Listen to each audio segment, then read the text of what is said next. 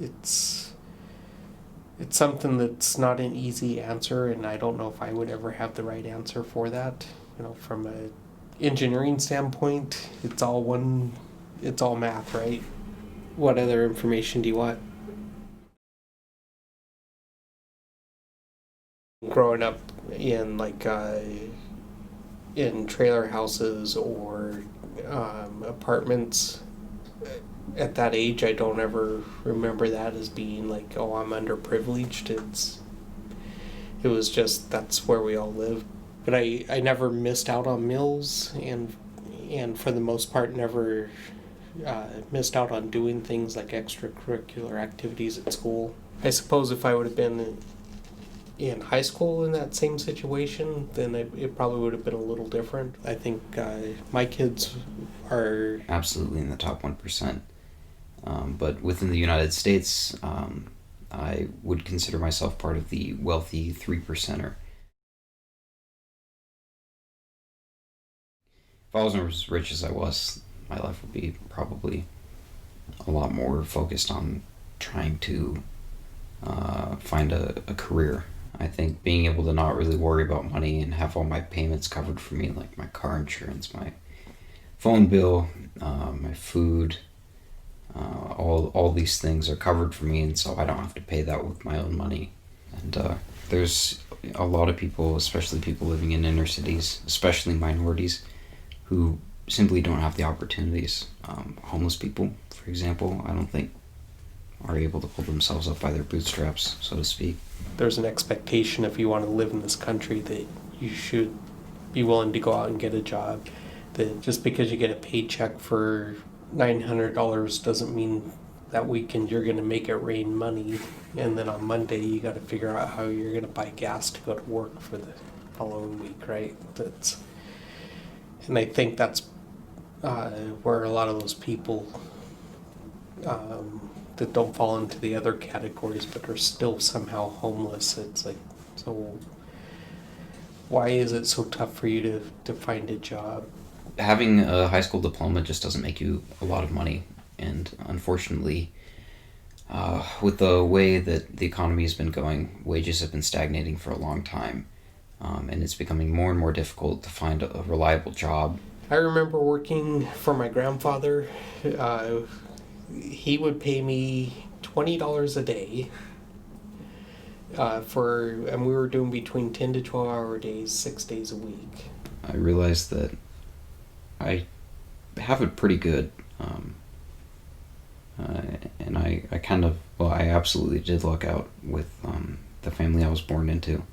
Growing up in Carson City in a small town like that, for the most part, if you had a house, you were part of the haves. So I suspect there's a lot of people that were living in nice houses like in our same neighborhood, but their kids were going without on a lot of other things like normal meals or being able to go do things. Do you see somebody on the side of the road, they're unkempt, right? They're begging for money.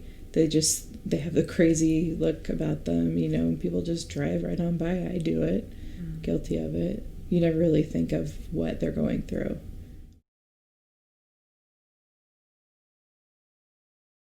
The first time my parents got divorced, my mom hurt her back. She was working in a nursing home, and she was on disability, and we would get food stamps. We didn't have a lot of food, for sure. We actually were part of those, when you donate food to churches for food drives, we were part of that for a long time. So they never had any savings. They liked to gamble. We lived in Nevada. Mm-hmm. We would actually, my brother and I we would call the casino. She used to like to go to the Lucky Strike, and Cactus Jack's. And we would call and have her paged so much that there was a few casinos that she went to that they knew her, and they're like, she's not here. So I was like, well, where is she then? Mm-hmm. So she would come home. She, I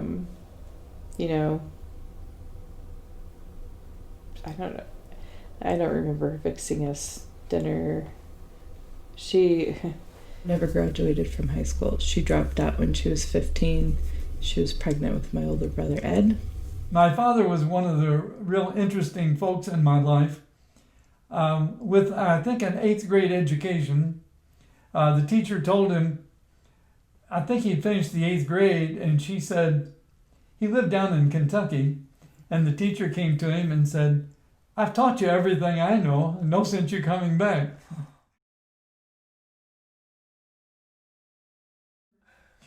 So my father would go out with the sales or the newspaper boys, and at about 16 he was kind of a mentor for them, and he would sell these insurance policies. So he did this, and for a couple of weeks he went back and he told them, I've really done a good job. And they said, you have done a good job. And the boss came out and found out how much he made, and the boss cut his commissions. So I think that luck probably plays a little bit in everybody's career. Just working hard is absolutely not enough. Like, plenty of people just simply are not talented in the ways that society rewards. Like, most people just aren't good singers. They're just not good at doing math. They're just not good at playing football. They're just not good at these things that society, or I don't know, capitalism, if you want to talk about it like that, rewards financially. When I was younger, I just thought there were people that were more poor than I was. But I know, seeing my friends at different things that had food in the cabinets all the time and had extra clothes and had more than I did, I guess I realized we didn't have as much. But I mean, you see people that are homeless or live in their cars, and I guess I see that as poor. And there was a brief time where we were a few months that were difficult, that we didn't know we were going to stay. Probably from when I was born to about 10, we only lived in a couple places. That's when we were a little bit more middle class and had a few more things. But then after that, we probably moved probably a dozen times. I'm not even quite sure, but probably at least a dozen times. My mom had never really worked since she was in college, probably, and just then as a restaurant. And I think there wasn't anybody that would hire my dad in that town, so we had to move actually to Indianapolis. And we just lived off one income for a while with 4 people. I remember one Christmas, when that was happening, Christmas came around, and we were at a hotel, and it was probably me and my sister would say the best time of our lives, just because to care about our family so much and have that time. But basically we all wrote each other letters of what we wanted to give them. And it was probably, people probably think that's crazy or stupid, but it was probably the most exciting Christmas I had and the most memorable one, just because we cared about each other so much, and we knew that's all that mattered, is that we had each other. The family you're born into has an awful lot to do with your success. Your environment and your family are very, very big factors. A lot of people whose parents didn't make what mine did lived the same lifestyle. And my parents lived it. What I mean is they didn't rise up to my parents' lifestyle. My parents came down to a lower lifestyle, and I didn't know anything of whether they had money or not, because it never seemed like it. It seemed like I was just in a normal household, just like everyone else, socioeconomically wise. But everyone sometimes worries about money, right? What happens if I get really sick? They're older. What happens if I have to go to a nursing home? What do those cost? Thousands of dollars a month. And what do I do for my spouse, right? So what if your spouse needs something at 14 or 10 or 8 or $6,000 a month? How does the other one continue to make it, right? That's a lot of money. So I work with people who are just like me, trying to struggle and be there at 10:30, 11:30 at night, trying to figure it out, going on Saturdays, going on Sundays. If life hits you with something difficult, too bad. Let's see if you can come in and figure it out. And, it was one of those kind of things. I want to pursue politics. I don't know how to get there, and I think ultimately what will happen is I'll end up going to a trade school. to get a trade, probably become electrician or a carpenter. Having a job is more important than holding out for a potential job. But so once you're actually got a job, then you can start looking for something else if you need to. If I wouldn't have gotten that job, I doubt I'd left school. But I think everything happens for a reason, and I don't know if I would have economically been in a better state if I would have finished school. But I don't regret anything. If I could give any advice to anyone, it's when you get out of college, just go and do it all.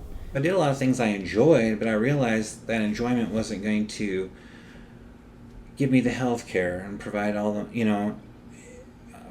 things I kind of wanted in life. So I was like, I'm just going to stay with this, and if I see an opportunity, I'll take it. Otherwise, I'm just going to figure it out. I was like, oh, and that's, kind of weird to think about how I just was so cavalier about it, but that's kind of how I thought. I was like, I'll just finish up and go find a job.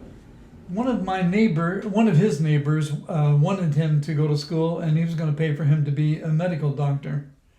And Dad had all the smarts to do that, but he was about 10 or 15 years younger than his next sibling. And his mother was in Grayson County, Kentucky, and his father had died when he was 2, and she didn't want to see him go to school and go away and leave her behind. The main issue surrounding college right now is, at least in America, is the shocking amount of cost that is associated with it. Not just with tuition, but also with costs of books and costs of housing, especially if you don't want to live on campus. You will have to probably take out a lot of loans to be able to cover the overall cost of attending college. And that's, in my opinion, just unacceptable. As I've gotten older, I've found a lot of people out there, and even here at the site, we got a lot of very smart people, but they're going to have to work a lot harder to advance in the group because they don't have the engineering degrees. People view people that didn't go to college differently, I think. Maybe not listen to your opinion as much because you think maybe you're not as smart, really. The counselors in high school were not very helpful, and I don't know if it's because of my background and what they thought of me, so they didn't really think I would go to college.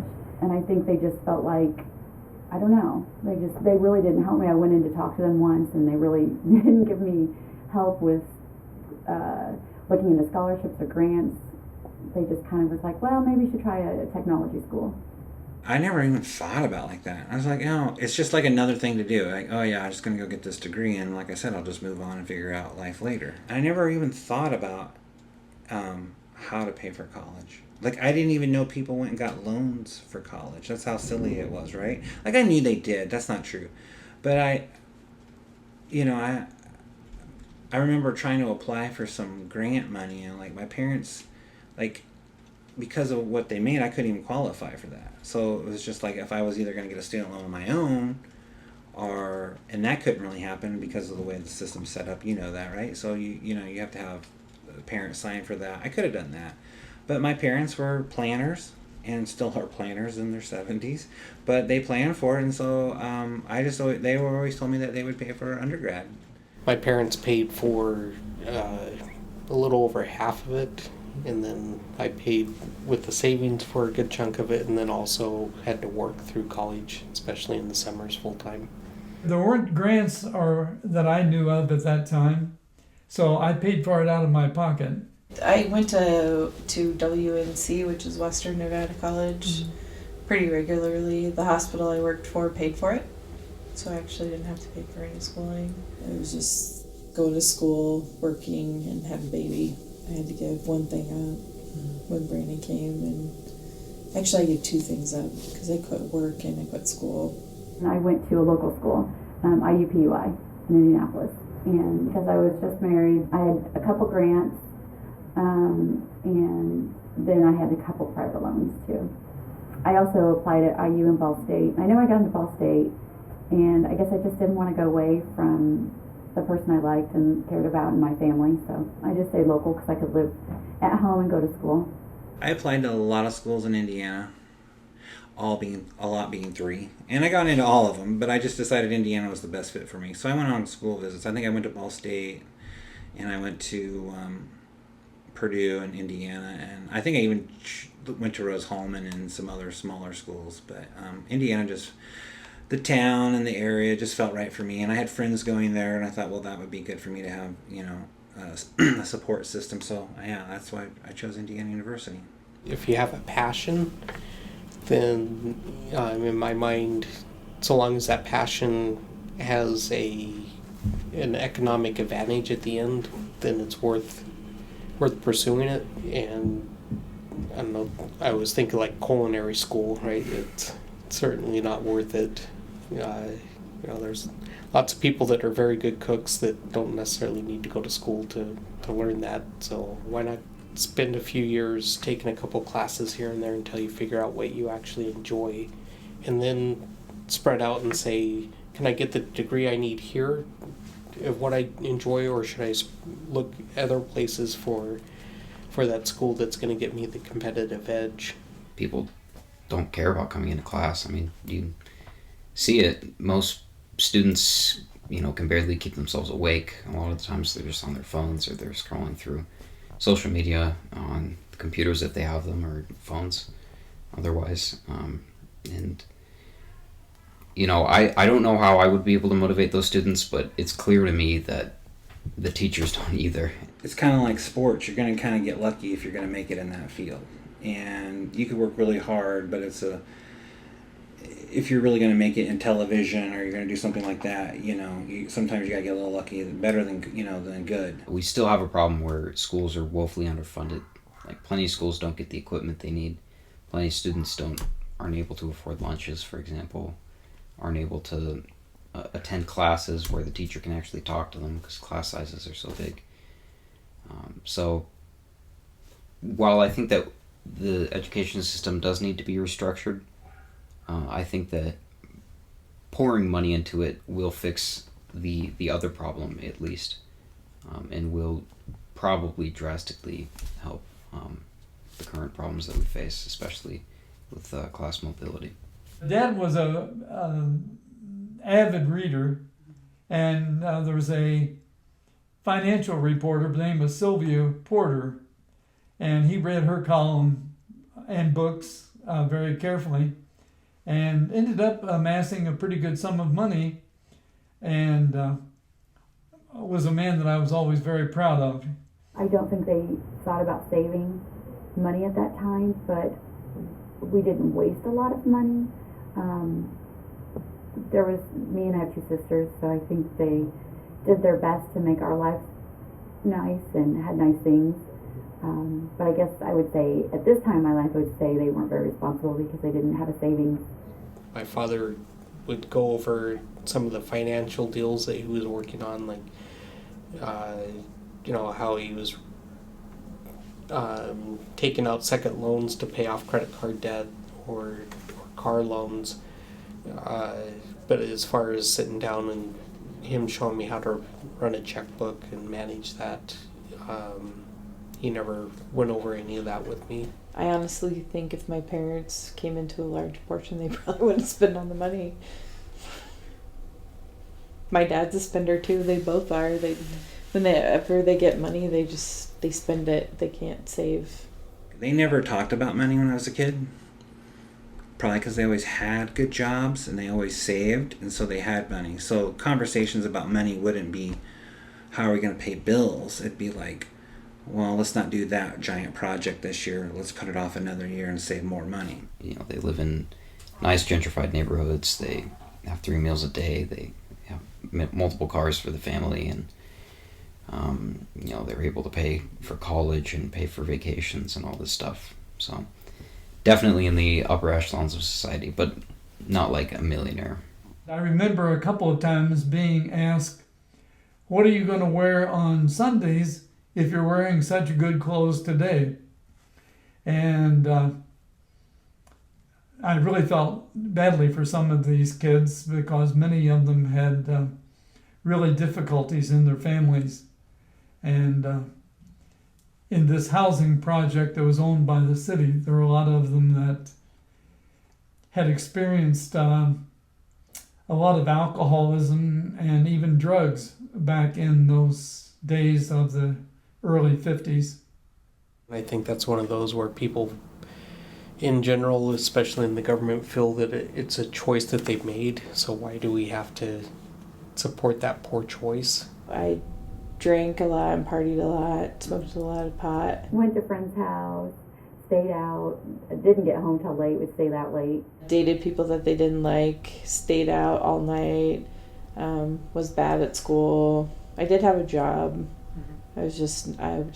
I don't know if I was a typical teenager, but I was definitely a rebellious teenager. None of my interests really line up with the people around me, which makes me feel like an outcast. But, you know, it's through this understanding of philosophy and politics that I have found myself to be more connected to the people around me. Like, I feel like because I've been able to introspect so deeply into who I am and what my emotions are and what they're like, that I feel like I can empathize with people on a level deeper than what most of my peers might be able to do. You know, it was hard for me sometimes because of that, you know, small town mentality, they might call it. It was a little difficult for me. I knew that I wasn't going to stay there. I knew that when I grew up there, I loved it, and you felt safe and comfortable. There was great things about it. You developed close relationships with people. But I just also knew as I grew up there, opportunities weren't going to be there. I mean, it was nice. I enjoyed it, you know, but at the same time, I knew that I could never live in a small town for most of my life. There wasn't anywhere for us to go. We lost the house. Our family didn't have room for us, and my oldest sister actually had just gotten married, so she actually did watch my other sister, and she lived with her. But me and my mom didn't really have anywhere to stay. So that's where I think the government should be stepping up, and it's not necessarily just the government that's supposed to be taking care of it. It's a democracy, so it's the people that have voted in everybody into the government. It's us changing that mindset to them, saying that it's really up to us to say these are hard passes, that you're not allowed to cut the spending on these programs for the people. It's just, you know, we seem not to care about how much they spend on the military, right? Because we've got that in our minds that you always have to spend money to protect ourselves. Well, why don't we have the same thing when it comes to healthcare and helping our common man in this country? I had a friend that went to Vietnam.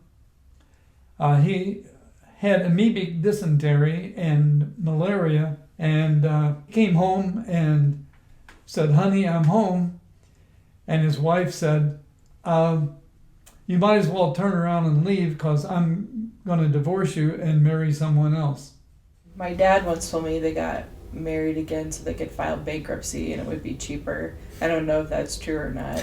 I know that they did not share a bed after they got married the second time. My dad slept on the couch. I think when I was younger, we enjoyed going out and being with friends, and once I was pregnant and had a baby, I think my value was more to be home and more family life, where he liked to go out and do things. And we just were different people too. We argued a lot over little things that didn't really matter, but just different personalities.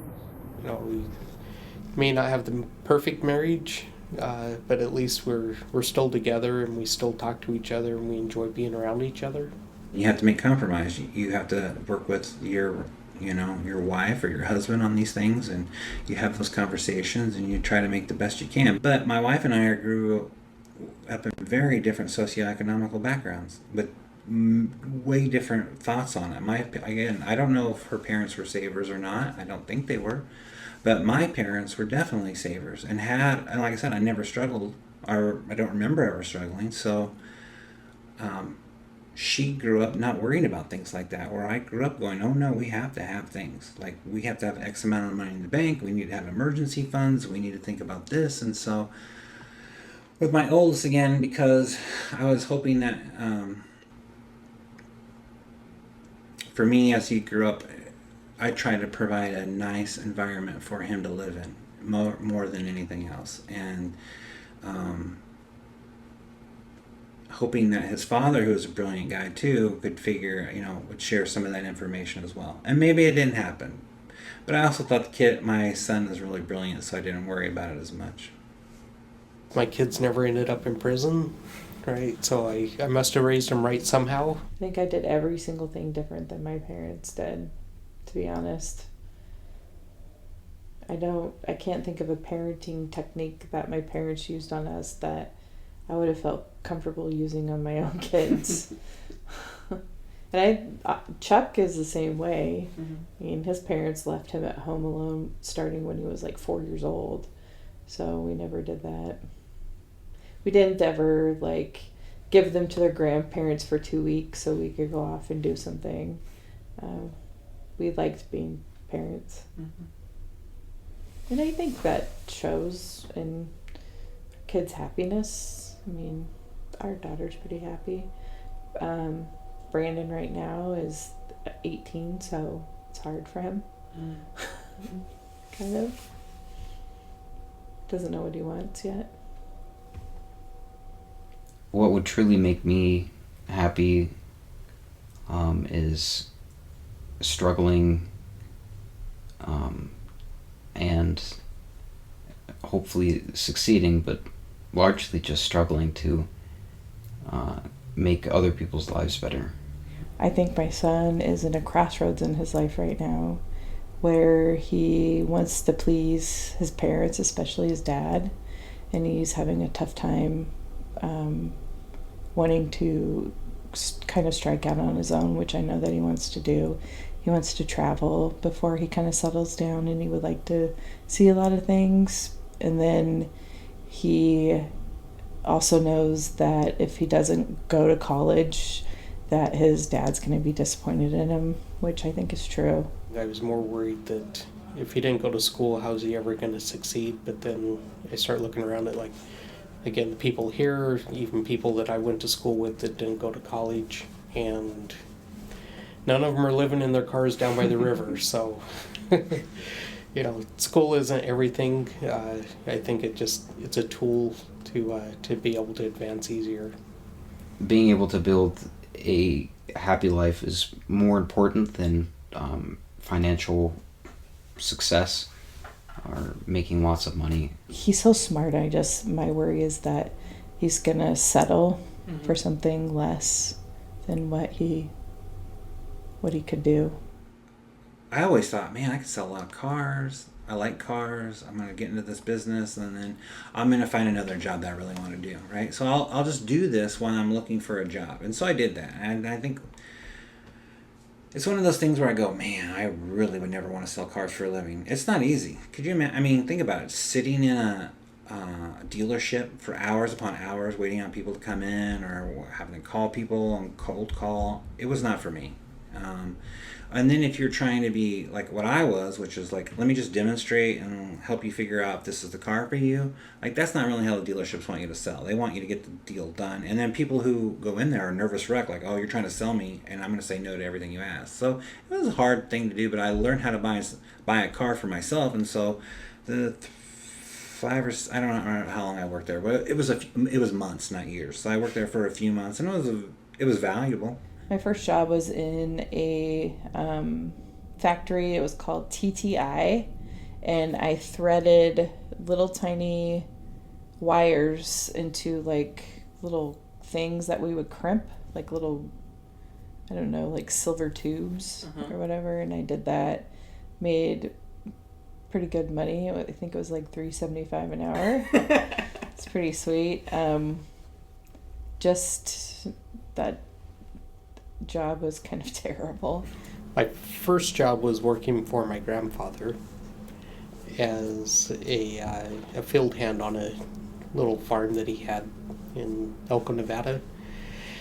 And for me, that was a lesson on manual labor and how important it is to go to school, because that opens up the doors for better jobs and not having to do a lot of manual labor.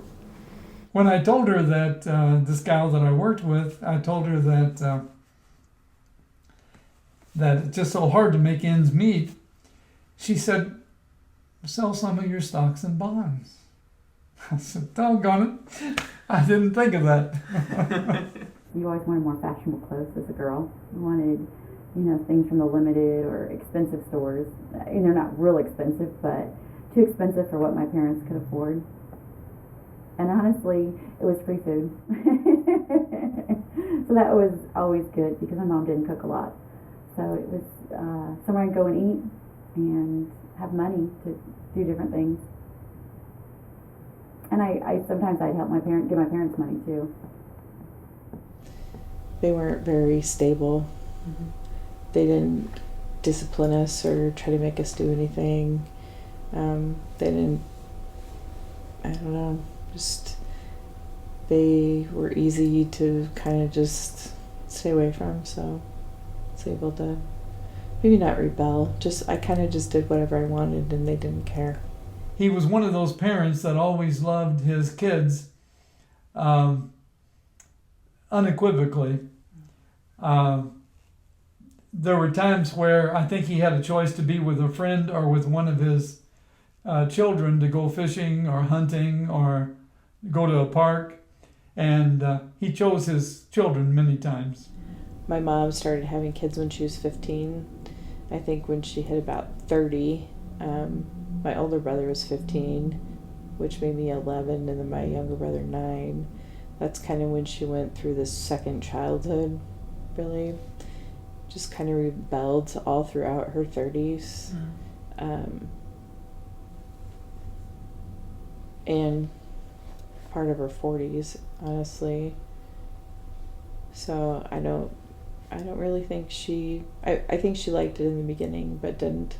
My dad enjoyed being a dad, though, our whole lives. He was fine with us as being teenagers. Unfortunately for us, he wasn't around a lot, just because of my parents' marriage. But he was fine. From the time I was 12 to probably till I was 20, yes, he was away from home and come home maybe once a month, or we'd go visit him. I don't know if it was ever even offered for us to go live with our dad. He was in a mental hospital at the time. Because a lot of paperwork didn't get taken care of, and they were very short-staffed, and it wasn't done correctly. So a lot of the money didn't get to where it was supposed to go to get the insurance started. So basically, when you buy insurance, you pay for that insurance. You can pay for monthly, or you can pay for like a year or 6 months. And because they were getting so many people new coming in, the money was just sitting in files and wasn't getting turned into the insurance company that he worked for, the main company. So what happened is someone got in a wreck, and the insurance money hadn't been turned in yet to the main company. And basically they looked at that as stealing the money, embezzling the money. So basically he had to stop working in insurance and had to go to court, and he was okay and moved on. But that's really where we had a very difficult time. My mom wasn't working, and he couldn't get a job for a while, so we had one place for maybe 2-3 years, and then we moved to another apartment complex for 2 or 3 years, and we moved to Louisville for maybe a year. Then we moved back for a couple of years, and I think where else, but pretty much in apartments, just different apartment complexes. One summer, I think we lived 6 different places. One point, we lived in a 1-bedroom apartment with like 20 other people. We were living with someone my mom worked with. Her name was Paulette. Paulette's pregnant 15-year-old. And then my older brother was with us then. I think my younger brother went with my dad to Indiana. And then there was just random people living there. We, lived in a mobile home when I was a child up until I was about 10 years old. Lived in an apartment complex for a couple years. So, it wasn't until I was about 12 or 13 before my parents bought their first house. No matter what I do, I'm always going to be attached to the way I was developed, or the way I developed when I was born and lived in a middle class society. Like, there's no avoiding that. Like, I can't pretend that I wasn't, born into like a wealthy family. I think money now becomes security. And so people see money as, if I have enough money, if I can write a check to make a problem go away, that's a good thing, right? I just don't want to be in a situation where my family has to make a difficult decision like sell a home or, food independence or whatever. I would never want to be in that kind of position. So that's what I worry about. I worry about how is it I'm helping everyone else in my family as well. Proper prior planning prevents poor performance. And it's a guideline that I've often looked at and thought through. And it reminded me of something that my dad used to say that used to get on my nerves as I was growing up. You can get more accomplished and will get more accomplished with your hard work and enthusiasm than the person that has a lot more intelligence or maybe a lot more skill. I think if you're more wealthy, like me, or like a fraction of this country, absolutely there's opportunities for you to be able to move up the ladder. But I'd say by and large, probably over half this country isn't able to do that. A lot of people are kind of locked into their social class. I think that's probably our biggest problem in this country is those people don't have much of a voice in our government, and there's really nothing within the government that are like hard passes, right? There are things that you should always be forced to spend money on, and I think supporting your mentally ill is one of them. I think a lot of people need to be watched more in society, either with group home housing or some kind of housing like that. State hospitals are also severely underfunded. Sometimes there's 3-month waits for psych beds in a hospital, so they're kept in subacute hospitals, and they're kept. So they've had people stay in the ER sometimes up for 10 days waiting for bed placement. So I think we need to fund mental health more. I think it's definitely something that needs more funding. But it's not like fun illness, right? So they have suicide walk. They don't have bipolar walks. They don't have schizophrenia walks. It's just a disease nobody wants to think about. Working with people that are having handicaps of different sorts, mental, physical, and many times many physical ailments, helps you really to appreciate what you have. Even if you yourself have some limited abilities in some areas of your life, or whether it's walking or whether it's vision or whether it's hearing, when you see someone that's in the last days, the last years of their life, and maybe they've gone through years of challenges, you really have to realize and stop and think how blessed you really have been. I think I will never be satisfied with how much I've done in my life. Like, no matter what even if I solve climate change, for example, or cure cancer, I don't think that will ever be enough for me.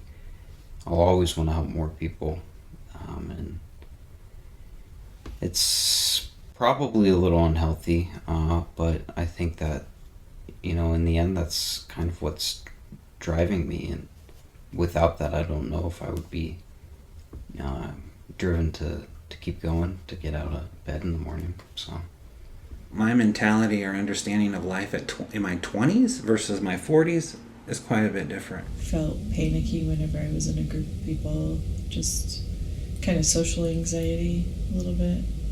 My parents also got divorced a couple of times in that period of time, so therapy was actually an option given to me by them.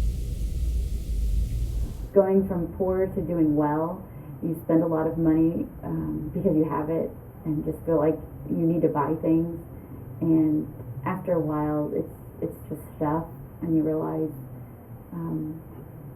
that's just not important long term, and you know your real goals in life. Making sure my kids are successful in society and able to move out of my house and contribute in some way to society is one of my measures of success. You know, I feel like there's still things to teach and help with and guide. And I try to guide, kind of like I was mentioning earlier about work, kind of like letting that person come to it on their own by giving them information and see if they can do it on their own, especially if they're smart, you know, they will. So it's like, you know, I feel like I can still do that. But with her, I'm more relaxed, and I'm just enjoying her being young, and at the same time being really tired, because being 40 and raising a kid is a lot more like when I was raised in Austin, it was just easy because, you know, I was 20 and I had all the energy in the world, and now I don't have that energy in the world. But now I think I have more self-assuredness and different things to offer. I don't know if I would do anything. I definitely could say this: I won't love them any differently. I love them the same. I remember visiting with a 94-year-old aunt many years ago, and I said, "Aunt Viola, what's the hardest thing about being 94 years old? You seem to be very happy." And she said, "Darrell, I'll tell you, there's nobody around that I can enjoy and talk to about the good old days. All my friends and my 3 sisters, one of whom was my mother, all my friends and my farmer husbands, and have all passed away." And she said, "I'm living with my daughter and son-in-law, but they have the challenges of their own children, and I'm living with other people, but I'm very lonely." And it's kind of struck a chord that just because you're around a lot of people or other people does not necessarily mean that you can feel like you're really fitting in. And sometimes as we age, I've seen many people feel like they're very unproductive and, I'll use the word, useless. And that is so sad that anyone ever feels that way. Not having like a clear goal or like a clear drive of what I want to do with my whole life just scares me, because there's always that fear that I might never figure out what I want to do, or I might not do it in time, and then I might end up getting stuck and becoming, you know, one of these people who, you know, only ends up becoming like a regional supervisor. As a college kid, you don't care. You're just like, yeah, I'm going to satisfy something to get my degree, right? You know, you got to do this. And so I realized that small town television wasn't going to be anything I wanted to get to. Now, the people I saw make money. And so was money the important thing? I came from a well-to-do family, but that wasn't as important as I just didn't see a future in it. But the salespeople were the only people I saw making any money at it, and I was like, no, I don't want to do that. And that's probably the other big motivator, is that I'm paid well for what I do. If I was making half of that, I would still want to be within this group, but I wouldn't want to be doing this specific job.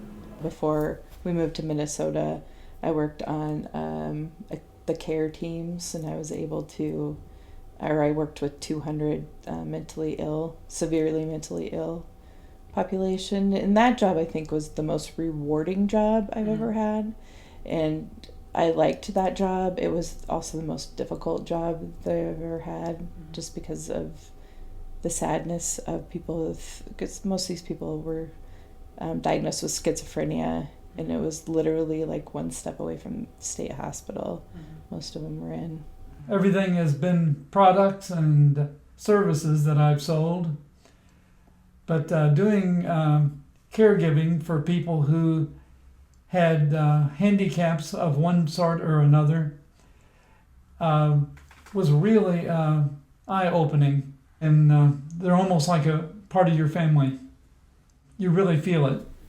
You know, ultimately there really is only one way to help people on a large scale, and that is to wield power to do it.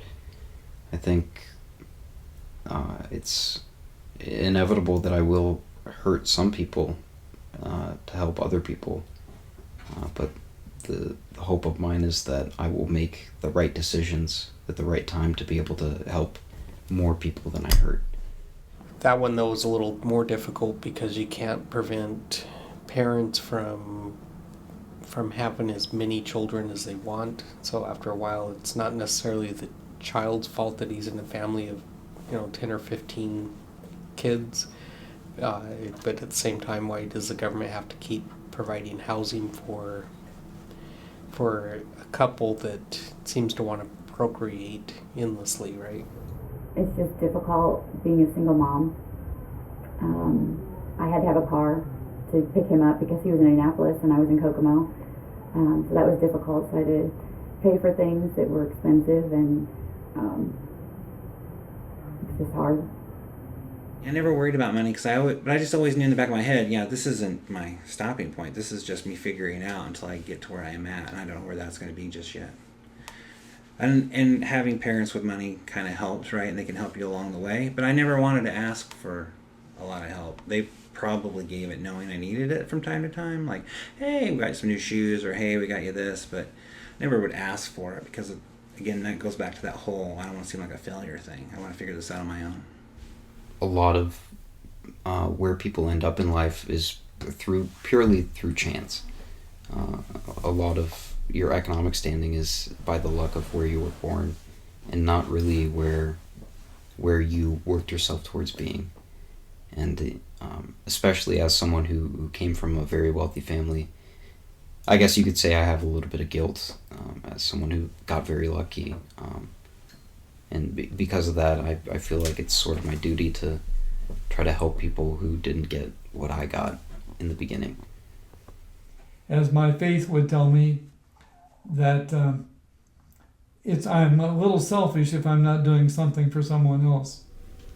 Not knowing where we're going to live all the time, parents fighting, getting divorced, parents losing their jobs. Just, it was not like, they were happy. We definitely had happy times. Mm-hmm. It wasn't all horrible, but it was tough. It was a tough childhood. I think it also made me a very much stronger person. I probably grew up faster than most of my friends that I knew in school. And if we would have had more money, that would have probably been different. I wouldn't have been as independent as I probably was. Learning at a young age that you've got to take care of yourself, and I don't think that would have happened if we would have had money. My family never dealt with things like that, so I get more nervous about those things as an adult. But if I had always dealt with that, and I have family members now who've always dealt with that when they were children, and they don't worry about it as much. They're like, yeah, these things happen. We go through these patterns, or we go through these times. I probably would deal with times where I have to pay for a $4,000 bill, or a $3,000 medical bill, or car payment, or not a car payment, but a car repair. And I'm like, man, that really hit us financially. I probably wouldn't worry about that as much because the fact that I had it was great, right? And so I think I'd probably be a little bit more relaxed about certain things. In the small town I grew up with, I don't think it'd have been an issue. I don't think people... Again, because there wasn't a lot of wealthy people, I don't think I would have been judged, or I wouldn't have thought about being judged. So I don't know, though. That's a good question. I'd have to... I don't know. I think it still would have been it would have been a pretty similar life. I didn't grow up thinking about money, so I don't think it really would have changed my childhood a whole lot. A lot of why I want to go out and experience the world is because I know that I live like a very sheltered life, and I don't actually get a very large perspective of what the world is actually like, and I want to experience that. I kind of want to get out of that sheltered life, and so like I'm kind of running away from the sheltering, I guess, but I would say that like I'll never be able to escape privilege, because that's just kind of like who I am because of the way I was developed. It just added so much to life to be able to experience other countries and other cultures. And I always thought that someday, as the world gets smaller, it's going to be pretty commonplace for my children and grandchildren to be traveling to other countries. You definitely want them to have a better life than what you did, I guess, or the same even, really. I want to make sure that they're okay and that they don't have situations that I ever went through, where they don't have money or they can't take care of themselves, or in so much debt that it just stresses them out. I don't think I've ever done that with either one of my kids, sat them down and shown them how to manage their money. But at the same time, they both have checking accounts and they've never overdrawn on them. So I kind of feel like they know how to keep within their means without me having to explain it to them. I would definitely have that conversation with Sophia. And maybe I feel like I'm more free to have that conversation because she's my child, and I don't think my wife would get in the way of that conversation. Where beforehand I was always I that's kind of weird. I guess I kind of always a little worried about overstepping my role as a stepfather versus a father. Like as a father, I don't think that ever. As a stepfather, I always thought I'll be the loving, caring person who provides a good environment, as opposed to being the one who has to. Well, I'll teach by example, but I won't have to necessarily sit down and have these difficult conversations because. Yeah, I'm not sure that that's what, would have been good for my relationship. I think our legacy is our kids and grandkids and kind of passing down our values and things like that. So I felt like I had to take them to church. I also was baptized when in Indiana. Wasn't kind of like any kind of spiritual quest I was on. Oh, I need to get baptized so I can go to heaven, because I think it's a little silly, honestly. It's because somebody dunks your head in some water. I mean, that's it, and then you go to heaven. Seems silly. My mother had a stroke at 85 and was paralyzed, and you could tell by her eyes that she kind of understood the conversation pretty well, but she didn't have any movement and spent the last 3 years of her life in a nursing home.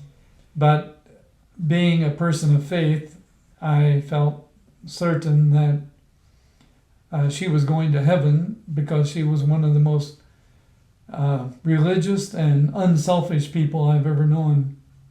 But it probably prepared me for spending time with my wife, who was seriously handicapped at the last of her life and passed away. I think that's kind of the part of the fun of life, is discovering who you really are. And I don't think it's ever possible to fully know. If it was, then I think life would probably be pretty boring.